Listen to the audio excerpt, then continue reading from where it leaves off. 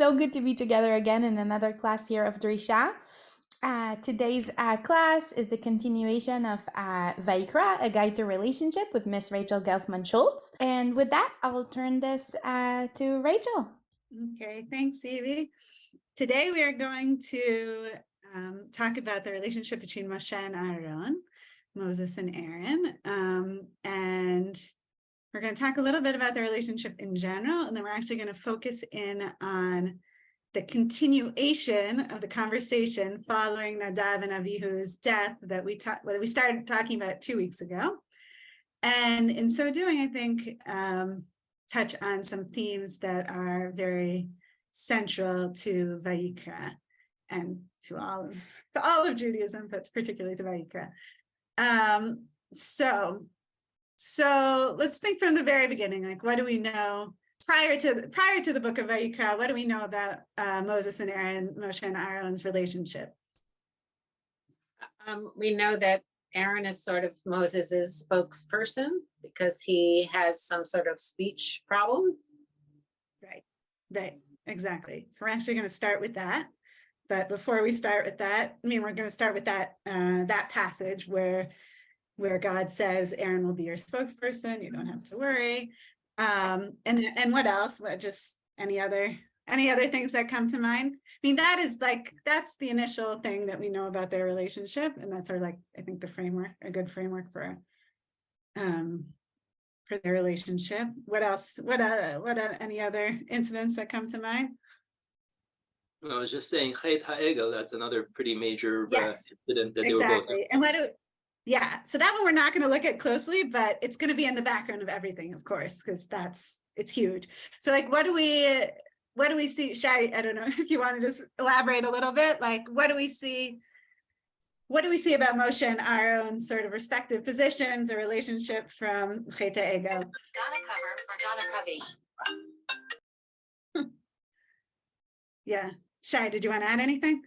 I'm trying to think how to describe their positions. I mean, in essence, Aaron is more of a major player in that because Moshe is up on the mountain most of the time.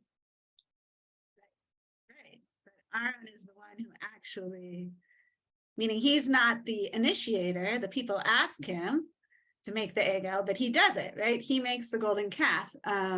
And Aaron, as Shai said, is Moshe, is up on the mountain.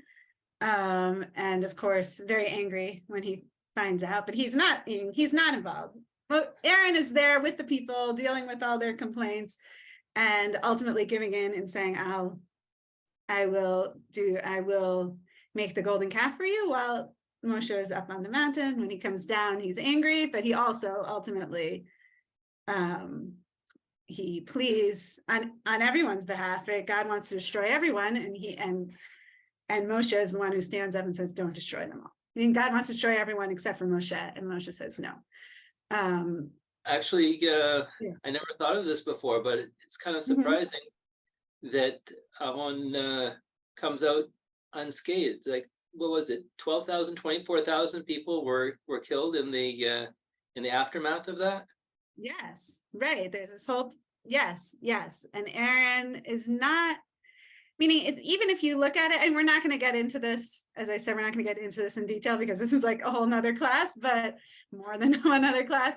But also Aaron and Moses have this conversation, and Aaron says, the people were wild. I didn't know what to do. And it's also not clear, does Moses maybe accept that? And that's why Aaron ultimately, like you said, Aaron is unscathed. He's not punished, even though, he's punished later for other things, but he's not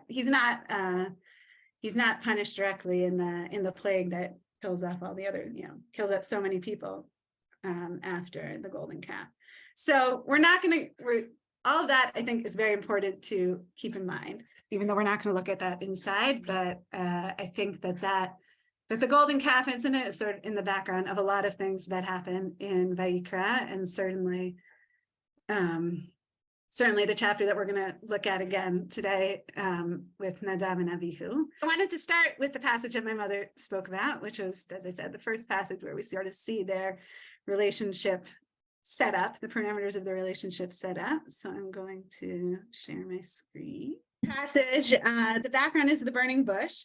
God is trying to convince Moshe to go to Egypt on his behalf and to plead with Pharaoh to let the people go. And Moses says, no, I don't really want to do that.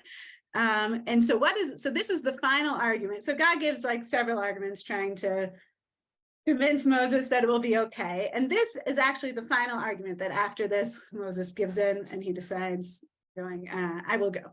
So does someone want to read Exodus, this short passage here from Exodus? Shai, thank But you. he said, please, oh my Lord, make someone else your agent. God became angry with Moses and said, there is your brother Aaron the Levite. He, I know, speaks readily. Even now he is setting out to meet you, and he will be happy to see you. You shall speak to him and put the words in his mouth. I will be with you, and with him as you speak, and tell both of you what to do. Okay. And after this, Moses says, okay, and he goes and he does it. He does what God asks, and he can you just read, and then a few lines later, first of all, just notice here what Shai just read. Even now he is, what God said, even now he is setting out to meet you, and he will be happy to see you, which is a bit surprising if you think about it, because Moses has been in Midian for a very long time, seemingly perhaps abandoning the Israelites in Egypt. And he's going to be coming back. And even before that, he wasn't very close, presumably, to his family or to the people, since he was living in the palace. And now he's coming back, and he's going to be the master, the leader in the relationship with Aaron, even though he's the younger brother, which of course we see happening a lot in throughout Genesis. The younger brother ends up, even though that the older brother is supposed to be the leader, that the younger brother ends up taking over leadership. So it's a bit surprising that he says, and he'll be happy to see you. And then can you just read this next line, Shai? The God said to Aaron here. God said to Aaron, go to meet Moses in the wilderness. He went and met him at the mountain of God, and he kissed him. Yeah. And so it seems like Aaron, as far as we know, has no objections. And he goes and he kisses Moses, and seems to be, a good reunion as far as we can tell. So the Midrash picks up on this meeting when he goes to meet him and he kisses him, and what's exactly going on here. And the Midrash is very interesting, the way they cast the characters of Moses and Aaron in a way that I think will be helpful to us in understanding their roles in Vayikra. So does someone want to read the Midrash? I'll read. Yeah, Miriam? Yes. Yeah. Is that you? Okay, thanks, Miriam. He went and met him. As it is written, loving kindness and truth meet together. Righteousness and peace kiss each other. Loving kindness, this refers to Aaron. Truth, this refers to Moshe. Righteousness, this refers to Moses. Peace, this refers to Aaron. He kissed him. This means each rejoiced at the other's greatness. Right. So we see already that they're set up, that Aaron and Moses are set up as playing sort of complementary roles, one as truth, one as chesed, right, loving kindness, and one as righteousness, tzedek is Moses, and peace is Aaron. And then most crucially, each rejoiced at the other's greatness, right? Like just as we saw, maybe it might have been a bit surprising that Aaron was so happy to go meet Moses when he knew that Moses was going to be taking on the leadership role, as it were, instead of him, since he was the older brother. But he was happy. He was happy to go. He was happy his brother was going to step into this role. And Moses as well, he could have objected and said, no, I want to be the one talking. Though he didn't seem to want to be the one talking, but he was also happy that Aaron could be his mouthpiece and he could communicate for him. Okay, so that's all background. So now what I want to look at, back to the scene with Nadav and Avihu's death, but we're not going to focus what we focused on last time, on the exchange where Aaron, where Moses says, after Nadav and Abihu die, Moses says to Aaron, you will be, what are the words? I won't say the correct words. He says, those who are close to me, I shall be sanctified. In the presence of the whole people, I shall make my gravity felt. And Aaron was silent. Okay, that's what we talked about last time. We're not going to go into that, but it's going to come up again later. But before that, even on the 8th day of the day of the inauguration of the temple, of the Mishkan, the tabernacle, we have this passage at the very, this is the last thing that happens before Nadav and Abihu die, which we also looked at last time, but I want to look at again from the lens of Moses and Aaron's relationship. So could someone read? So this is the very, very end of the chapter, and right before Nadav and Abihu's death. But like we said, like the chapters were a much later division, and really there's no division between these two verses, and Nadav and Abihu's death. So this is like the pinnacle of the inauguration. They've worked very hard for 8 days getting everything ready, and this is like the pinnacle moment of the inauguration of the tabernacle. Yeah. So someone want to read this? 9:23, Moses and Aaron. Yeah, Maureen, go ahead. I'll do it. Yeah, go ahead, Maureen. Moshe and Aharon then went inside the tent of meeting. When they came out, they blessed the people, and the presence of God appeared to all the people. Fire came forth from before God and consumed the burnt offering and the fat parts on the altar. And all the people saw and exalted and fell on their faces. Okay. So the question that I want to talk about this time is this question of what exactly is going on when Moses and Aaron went inside the tent of meeting. And then we say, when they came out, they blessed the people and the presence of God appeared to all the people. So why did they have to go into the tent of meeting? Why both of them? What's going on here? Does anyone have any ideas? Like what's going on here? Why are they going into the tent of meeting? Go ahead. Yeah, so the rabbis say it's because the Ketores, yes, that's a traditional explanation, given that Moses was explaining to Aaron how the Ketores worked. So the question is like, why was that necessary to do right now before they came out and blessed the people, before the presence of God appeared to all the people? In other words, why was that so crucial at this like pinnacle moment of the tabernacle being inaugurated, right? And then what follows, of course, is like the first sacrifice where the fire comes and consumes the sacrifice, and that like the fire of God, and that sort of shows, you know, everything went right. Yeah, Maureen? So I think, you know, especially hearkening back to where it says they rejoiced in each other's greatness, Yeah. you know, they have to show a unified front, that they have different roles in the community. And I think it's important to show to the community that these two roles aren't in conflict with each other. On the contrary, these two roles are complementary, to use your word, with each other. And that the people need to see them that way, that's there isn't, you know, yeah, okay, I'll stop. Yeah, exactly. Yeah, I think that's very good. Yeah, we'll see in a minute what Rabbi Poland says, which is similar, which is along the lines of where you're going, which is also, by the way, going back to Genesis, right? This is a pretty new thing, that we have two brothers who actually get along and who are together as a team leading the people.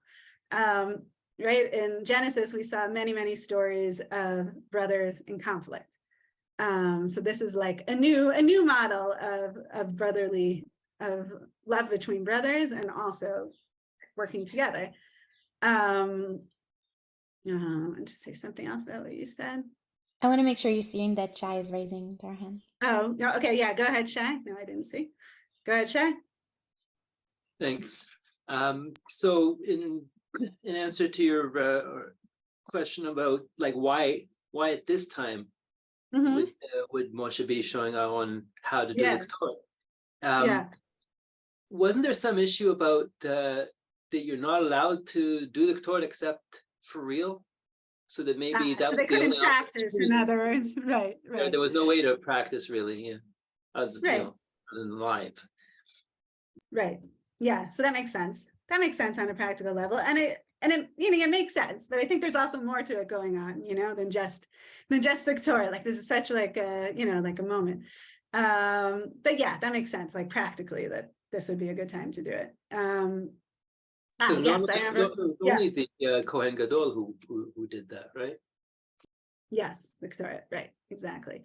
Yeah, and I just wanted to add, now I remember what I wanted to say in response to what Maureen said, that also according to, until now, basically Moses has been the Kohen Gadol. Like Moses has been doing the sacrifices, and it's only now that he is ceding that role to Aaron.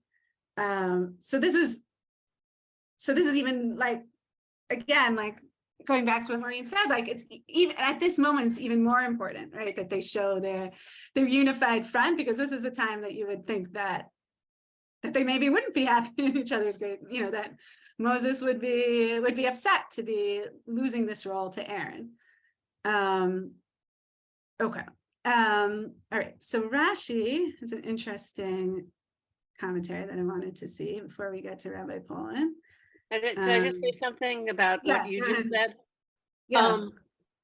It's funny because Moshe, more than once talks about how, Maureen, yeah. I lost you. Oh, okay. I can hear Maureen. You can? Oh, maybe I just lost you. Okay. Can you just start? Can you say again? Yeah, that it's funny what you just said, that maybe Moshe would be upset to have to share this greatness with his brother, but we know from the other places in the Torah that Moshe is actually really burdened by having to go it alone. I mean, of all people, he seems like he's the most eager to share. It's like, thanks for this, God. Thanks for all this greatness. Right.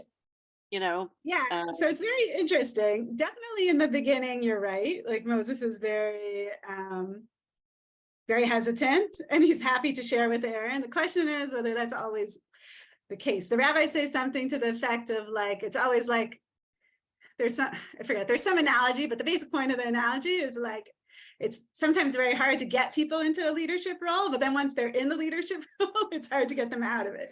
So the question is like, is he all right? And we do see like Moses, who's the one who's like so worried about speaking in Deuteronomy, he speaks for a whole entire book. So like clearly he seems to a little bit at least get over his fear of speaking, right? Because he then becomes like the speaker. He like teaches for a whole entire pretty long sefer. So right. So it's an interesting question. Like when does that transition occur? But on the other hand, we still always say that Moses was very humble. So, so yes, so he definitely is. He is unique among leaders in his being able to appreciate, I think, sharing, someone else taking some share of the leadership. Okay, someone want to read Rashi? Okay, so is this where we are? And they came out? Yeah, exactly. And they came out and blessed the people. They said, Psalms 90:17, may the beauty of the Lord our God be upon us, i.e., may it be God's will that the Shekhinah may rest upon the work of your hands. They invoked just this blessing because during the whole 7 days of the installation, when Moshe was setting up the tabernacle and officiating therein and dismantling it daily, the Shekhinah had not rested upon it, and the Israelites felt ashamed, saying to Moshe, "Oh, our teacher Moshe, all the trouble which we have taken was only that the Shekhinah may dwell among us, so that we may know that the sin of the golden calf has been atoned for on our behalf. He therefore had said to them, verse 6, this is the thing which the Lord commanded that you should do, so that the glory of the Lord may appear upon you, i.e., only after these offerings will have been brought by Aaron will God's glory appear unto you. My brother Aaron is more worthy and excellent than I am, so that through his sacrifices and service, the Shekhinah will rest upon you, and you will be there, and you will thereby know that the omnipresent God has chosen him to bring his Shekhinah upon you.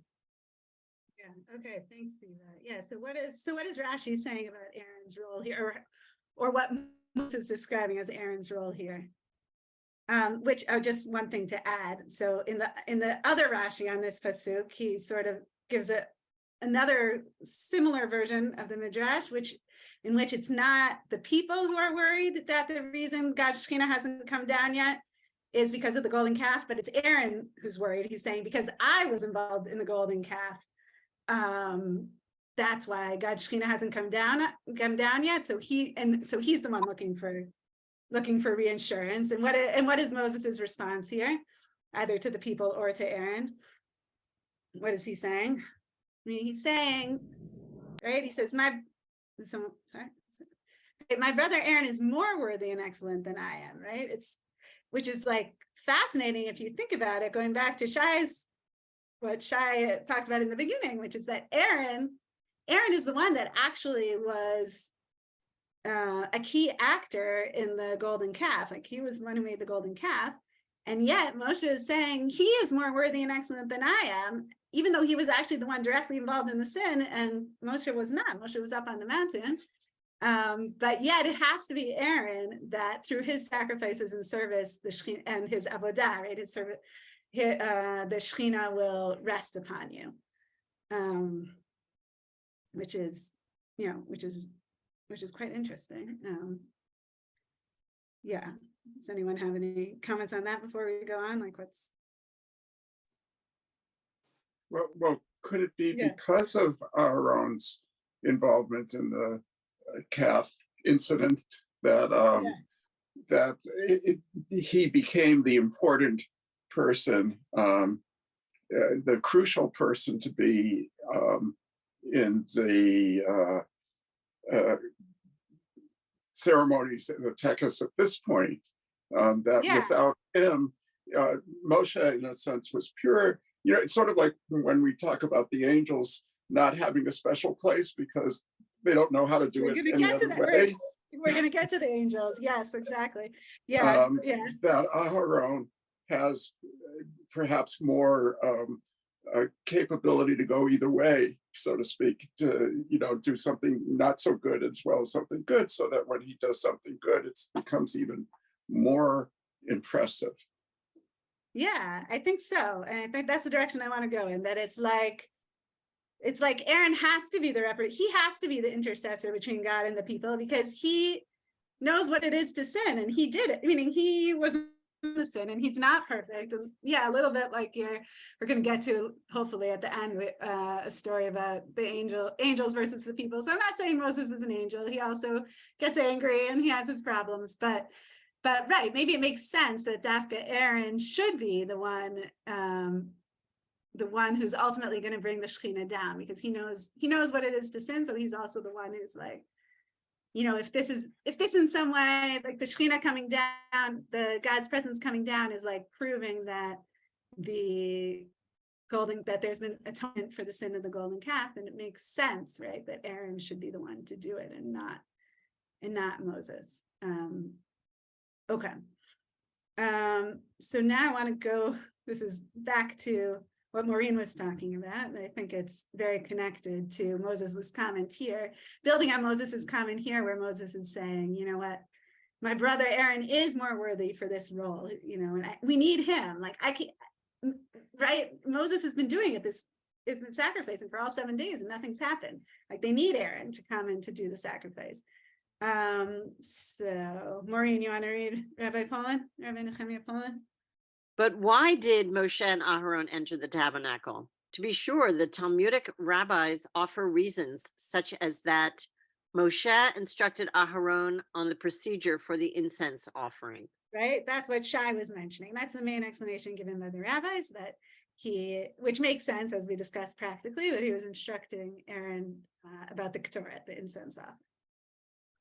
But why now? And why is the text silent about this?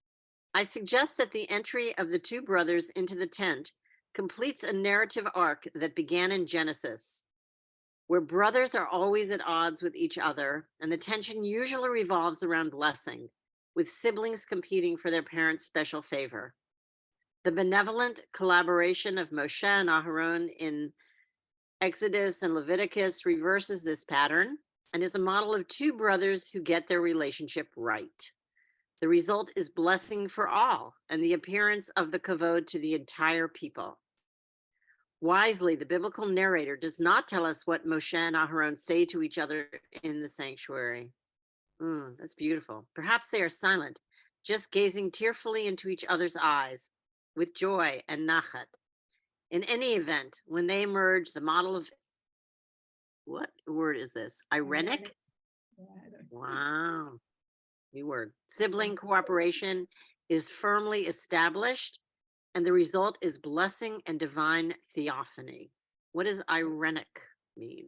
Irenic is, do we know? No. It's like, that they're. I am looking up irenic while you look it talk. up. I think it's, yes, what's the word? Cooperative kind of, It's good. It's positive. It's good, right? It's a positive thing. That we know. Yeah, look it up and tell us. Right. So this is like the direction that Maureen was going in. That this is a moment where the two brothers get the relationship right, and that is what enables them to look outward, right, and bless the entire people, and at the same time. For the Shekhinah, for God's presence or the kavod to come down, which also obviously enables the blessing to move outwards for them to bless others. Okay. Irenic means aiming or aimed at peace.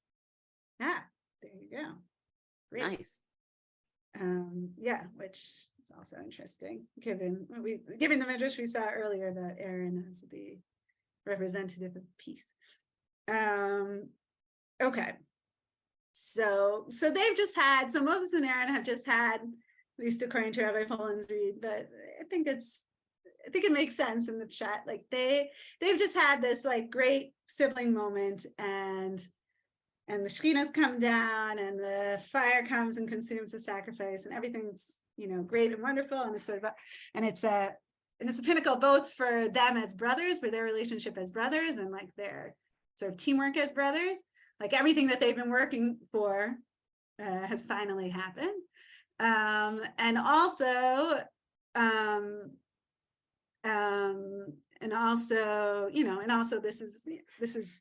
this is the moment for the Jewish people.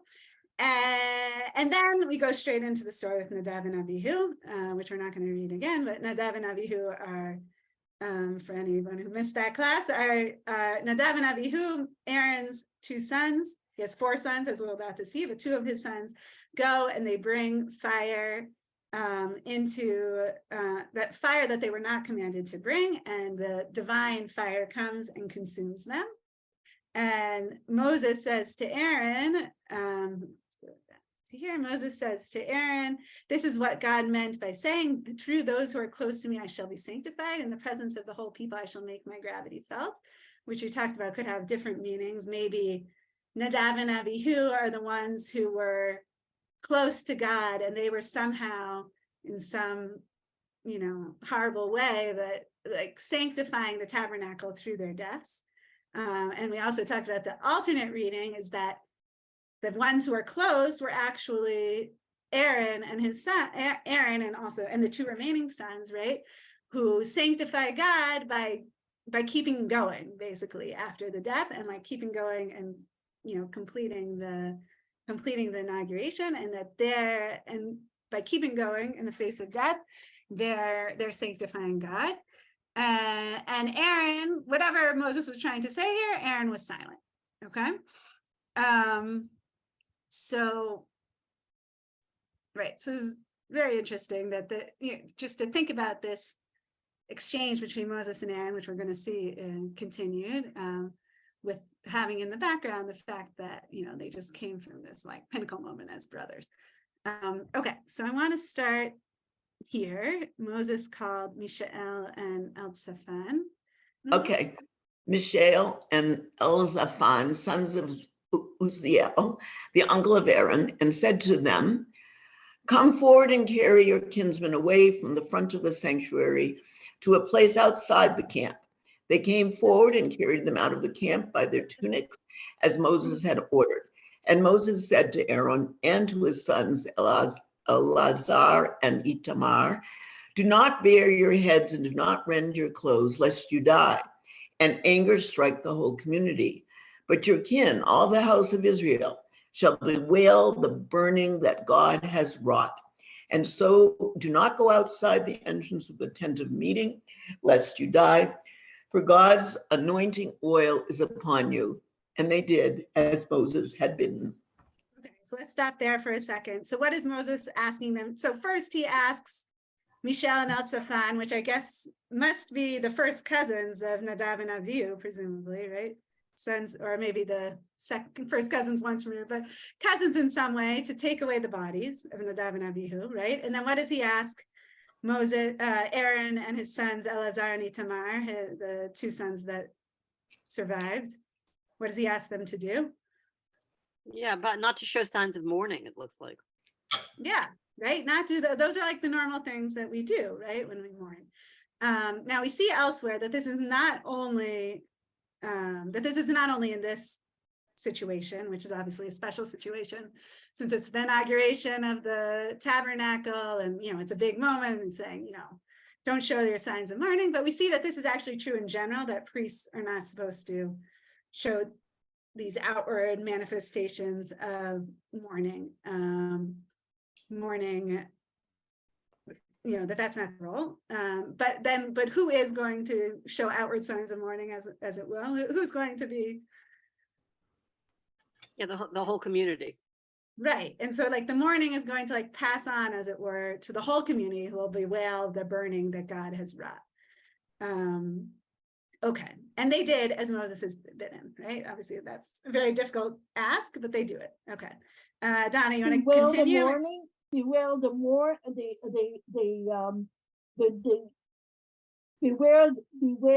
death, or bewail the fire.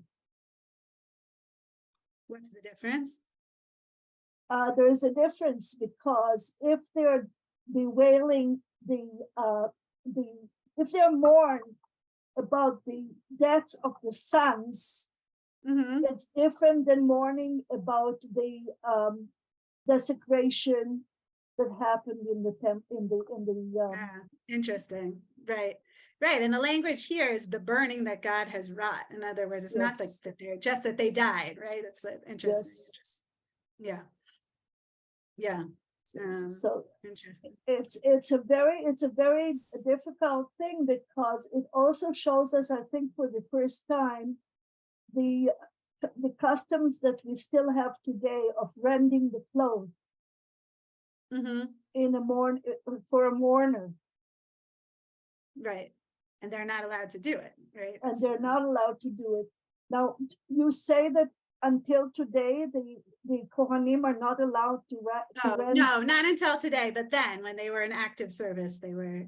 I don't think there's but I don't think it stands until today, except that until today, they're not supposed to touch the dead, and they're not supposed to go to the cemetery. Right, which is why, right, somebody else carries out the bodies. I'm not sure though they're also related to Aaron, so I don't know how that works exactly. But right, well, I don't think I've never seen that. They would not be Kohanim. Right, exactly. But the prohibition of rending the clothes does not apply today. No, not that I know. So, okay, Donna, you want to keep going? And God spoke to Aaron. Or actually, you know what? Let's Wait, What? sorry, Donna, let's skip down to the next paragraph. Moses spoke to Aaron and to his remaining sons. Yeah. Right here. Moses spoke to Aaron and to his remaining sons, Eleazar and Itamar. Take the meal offering that is left over from God's offerings by fire and eat it unleavened beside the altar, for it is most holy. You shall eat it in the sacred precinct, inasmuch as it is your due, and that of your sons from God's offerings by fire. For so I have been commanded. But the breast of elevation offering, and is left over from God's offerings by fire, and eat it unleavened beside the altar, for it is most holy. Did you just move it up? Am I repeating myself? Yeah, sorry, confused you. Yeah, keep going here. But the breast of elevation offering. The breast of elevation offering and the thigh of gift offering, you and your wife and your sons and daughters with you may eat in any pure place, for they have been assigned as a due to you and your sons from the Israelites' sacrifices and well-being. Together with the fat of fire offering, they must present the thigh of gift offering and the breast of elevation offering, which are to be elevated as an elevation offering before God, and which are to be your due and that of your sons with you for all time, as God has commanded. Then Moses inquired about the goat of sin offering, and it had already been burned. He was angry with Eleazar and Itamar, Aaron's remaining sons, and said, "Why did you not eat the sin offering in the sacred area? For it is most holy, and it is what was given to you to remove the guilt of the community and to make expiation for them before God. Since his blood was not brought inside the sanctuary, you should certainly have eaten it in the sanctuary as I commanded." And Aaron spoke to Moses, "See, this day they brought their sin offering and their burnt offering before God, and such things have befallen me. Had I eaten sin offering today, would God have approved?" And when Moses heard this, he approved. Right, which is a very interesting sort of reversal of roles to what we saw at the beginning of the chapter, right? Where Moses said something and then Aaron was silent. Now Aaron says something and Aaron has the last word. Moses heard this and he's like, okay. All right, so what I want to talk about, what I want to focus in on for the next 20 minutes is this conversation between Moses and Aaron. What exactly is this argument all about? Just like one comment before we get into that is this language of his remaining sons, Eleazar and Itamar, which we see also here, Aaron's remaining sons, Hanotarim. What's interesting is that this is also the same language used here, is left over from God's, like in the very same verse, when it says here is left over, right? It's the very same language used for the leftovers from the sacrifice, whatever like doesn't get consumed by fire, as Eleazar and Itamar are the leftovers from the divine fire that consumed their brothers. And just like remembering back to our first class, right, where we talked about basically the holiness of the leftovers, right? That we talked about the Trumat Hadeshin, how there was this whole ceremony to remove whatever was left over at the end of the day.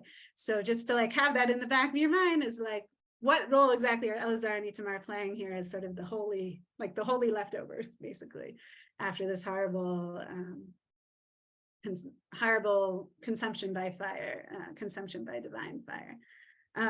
Okay, so Moses tells Aaron and Eleazar and Itamar that they should do the sacrifice, and then they should eat it, right? They take the meal offering and eat it in the sacred precinct. Okay, and eat these other various, right? The other various fat of the fire offering. Okay. Then Moses inquired about the goat of the sin offering. It had already been burned, and he was angry with Eleazar and Itamar, Aaron's remaining sons, right? And he said, why did you not eat the sin offering in the sacred area? For it is most holy and was God given to you, remove the guilt of the community and to make expiation for them before God. Since its blood was not brought inside the sanctuary, you should have certainly been eaten as a sanctuary, as I commanded. So what's going on here? Why is Moses so angry here? Like, what is he, right? Like, we use this term, he was angry. Like, what is he so angry with them about, especially like right now? Like, why is he so upset? By the way, interestingly, talking about Moses and Aaron's relationship, we see many times in the Torah that Moses gets angry. I don't think we ever see that Aaron gets angry. But so what do you guys think? What is Moses getting so angry about here? Like, what is this that, like, makes him have such a extreme response? And by the way, the Hebrew here, where it's translated inquired, like the Hebrew is like darosh darash, which is like, I would say even much stronger than inquired. It's more like demand, right? Like he's demanding, like, what happened? Like okay, so yeah, any ideas what he's getting so angry about here? And then we'll look at Aaron's response. Wait a second, is that Dalash one of the middles of the Torah? Yes, also very important point. Yes, very interesting. Exactly. According to the Talmud, if you count in words, darosh darash, which is this Moses inquired, but as that's a very weak translation, I wouldn't, is the exact center point of the Torah, which actually Rabbi Paula makes a big deal out of, that like the lessons from this little interchange between Moses and Aaron are worthwhile at being the center of the Torah because they hold such important life lessons for us. So that's a very good point. So what do you think? What's going on here? Why is Moses so angry? I wonder if, according to the original plan. What'd you say, Shai? Things didn't go according to the original plan. And why is that so problematic? Yeah, that's exactly right. And why is it so problematic that things didn't go according to the original plan? Well, when things don't go according to plan, sometimes people get burned. Interesting. Okay. Right. It's true. Right. Like it didn't seem like Nadav and Avihu were doing something so bad, right? They were just not going according to the plan, like you said. And so maybe that he's worried. Like that's an interesting. I never thought about that. That like maybe he's actually, I don't even know if that's what you were saying, but that's what just came into my mind. Like, right. Is it like maybe he's worried actually that they're doing something dangerous? Yeah, Donna. This is way above my head. So I'm really overwhelmed by the brilliance of this group. But is it he's fear that there will be punishment? I think that's what Shai is suggesting, that we just had that Nadav and Avihu did something that wasn't on the face of it so horrible, but not exactly as was commanded, and they were horribly punished. So yeah, I think that's definitely possible. Maureen, did you have someone else had their hand up? Maureen, I think your parents were trying to say something. Parents, yeah, go ahead. I mean, it doesn't look good for Moses if the people that kind of report to him aren't doing what they're supposed to be doing. So maybe he's angry that, these two guys already messed up in his point of view. And then the other two sons are also not following the protocol and doing what they're doing. So it's not a great precedent. And, he wants things to go right after this tragedy.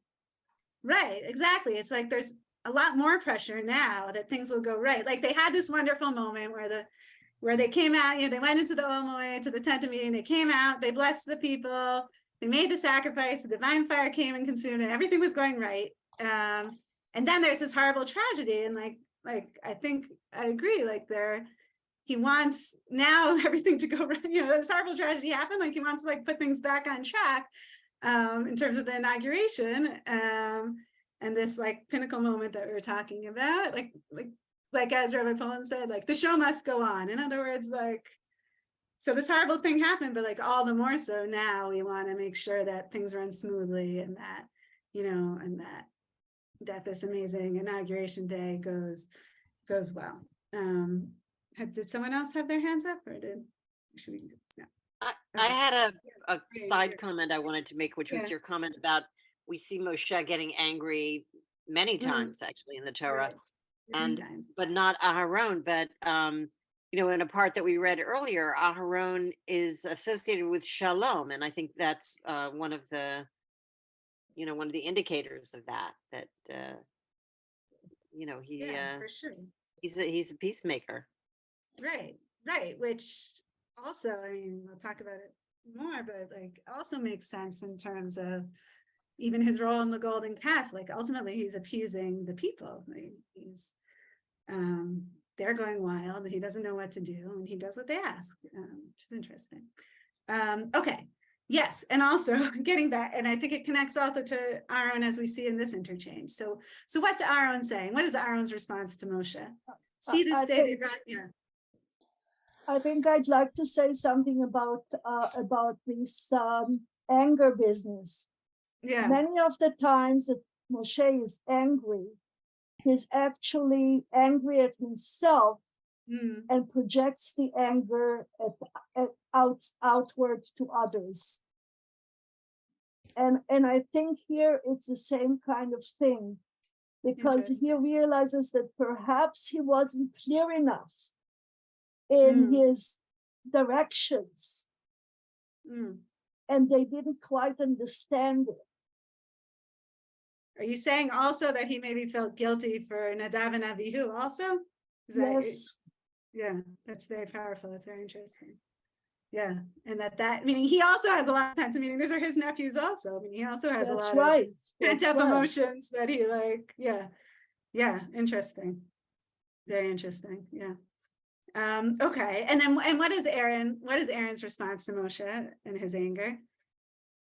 See this day they brought their sin offering and their burnt offering before God, and such things have befallen me. Had I eaten the sin offering today, would God have approved? What is he trying to say here? He's talking and saying, what can you expect of me in this kind of a day? Exactly. Do you expect me to think to leave this day to be like any other day, like any other like any other way that I am supposed to behave in the tabernacle? It's not human. You're expecting of me something that is not humanly possible for a father that just lost his two sons. Exactly. And it goes back, I think, also to and we're going to get to my father's point about, the angels versus the humans, right? Like, this is a very, very human response. And that's what he's reminding Moses, like, I'm human. And yes, right, Moses is saying, you're the priest. Like, you have to, in some way, put aside your emotions as a grieving father and your personal, but life, and just this, go but on. I think this is in fact a much more strong reaction and strong showing to the community. Yes, I am the priest, but I'm also human. Exactly. So as a priest, I will be serving God, but I will also be sensitive to your needs as humans.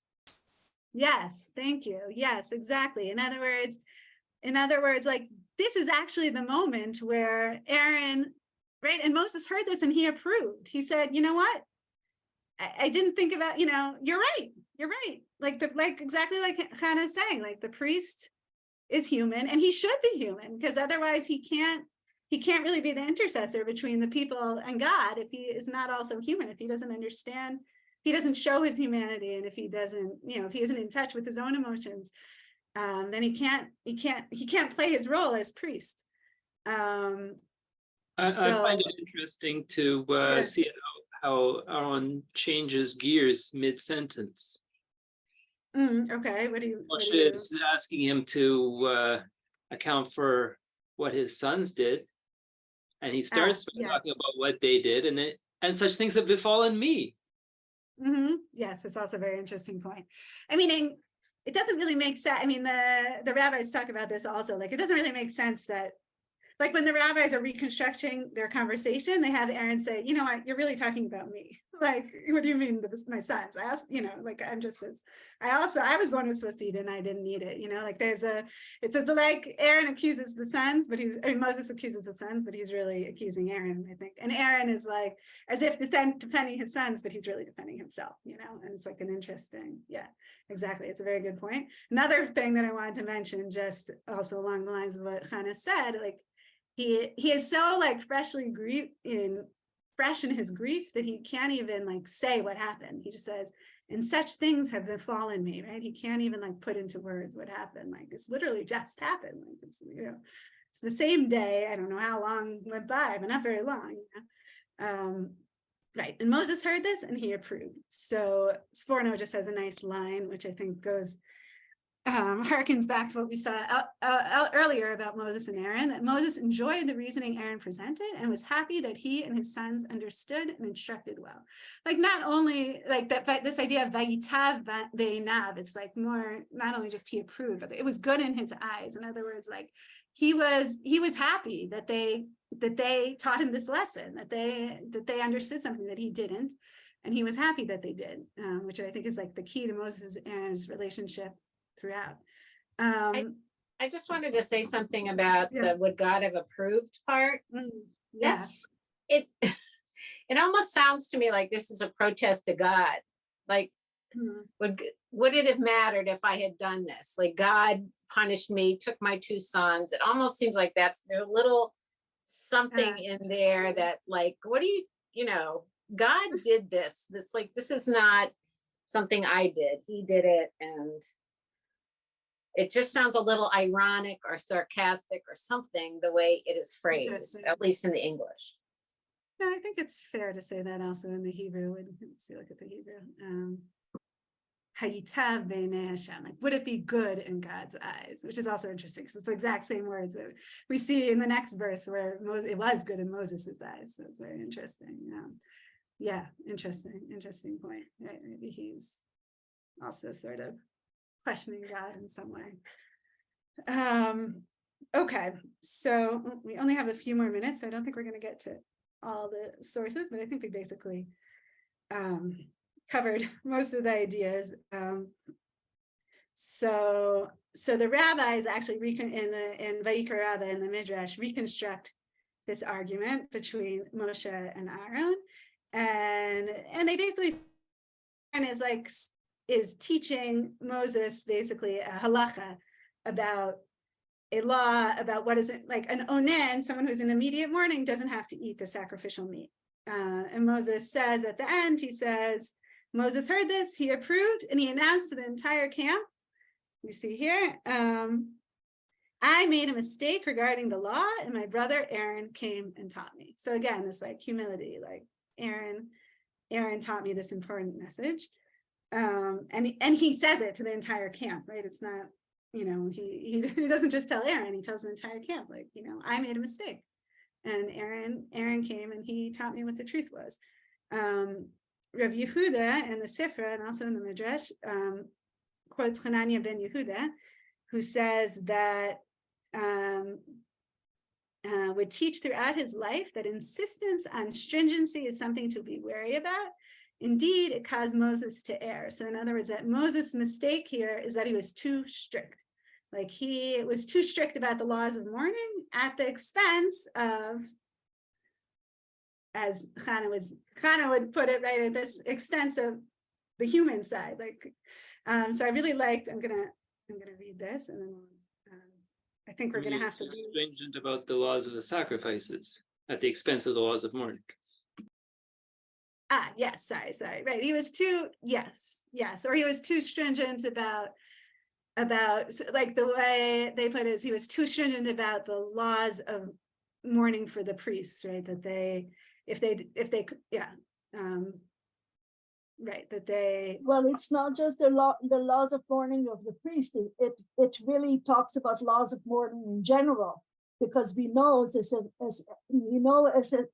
onen, we're not supposed to even pray.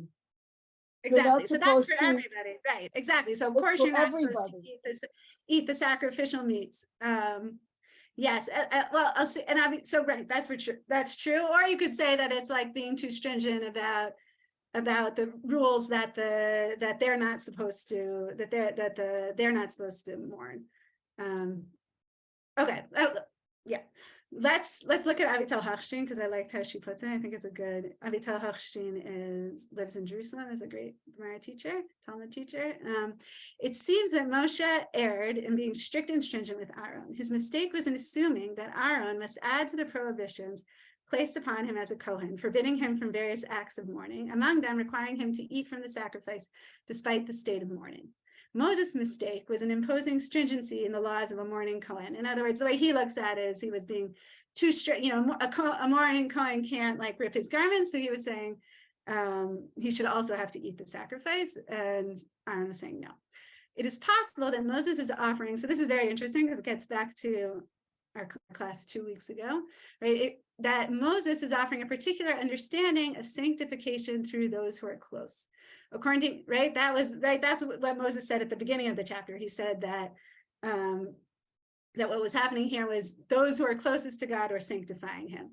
So what does he mean by that, according to the Harid? According to which one should push aside human needs such as mourning. So like his understanding of how do you sanctify God is you push aside human needs, and you go on, the show goes on.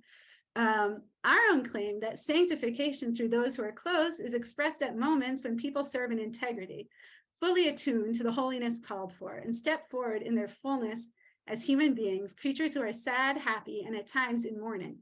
According to Aaron, dismissing these human dimension is not good in the eyes of God. Aaron's voice teaches that one must give room to the human experience, especially regarding holiness. So the reason that I wanted to look at this, and I think, and maybe we'll read the Midrash next class, is that I think this is really like in so many ways the message of the entire Vayikra and what we've been learning together, that sanctification is not through pushing aside like the messy parts of human experience, but it's exactly through sanctifying human experience, right? We saw last week how the sanctification of the experience of birth, right? And we also talked about obviously the response, the death of Nadav and Abihu at the other end, right? And how do we go on from there and continue to sanctify God? And all the like messy details and like everything that in between, right? That's what this midrash is about. Hopefully we can look at next week. The Vayikra is about sanctifying the physical, sanctifying human emotions, sanctifying even like human weaknesses, right? That it's our own who is the one who sinned in the golden calf that comes and is ultimately the priest, becomes the high priest. So thank you, everyone. I'm going to officially end now, but if anyone has any questions or comments, I am here to hear, and hopefully maybe we can look at this midrash next time because I think it's important for the book of Vayikra. Okay, any questions or comments? Just thank you for making this book that I've always been very kind of pushing aside, more meaningful and more understandable in terms of day-to-day work, day-to-day sanctification of joys and tasks and whatever. Yeah, and not necessarily the actual korbanot, the way it's written, but the idea behind them. Yeah, that's what Vayikra is all about. It's sanctifying all these. And it goes back also to our first lesson, right? Of sanctifying the physical. The physical details, but it's the physical details, it's the physical like birth, death, in other words, sanctifying life, actually. Yeah, that's true. Right. Sanctifying life in all of its depth, right? And fullness and humanity, right? And richness. Yeah. Thanks. And I also thank you for giving me the opportunity to learn together with my son. Okay, thank you so much, everyone. Thank you, Rachel, for another wonderful class in this session. Thank you, thank you. Okay, Lehitra, All right, later, Bye. folks.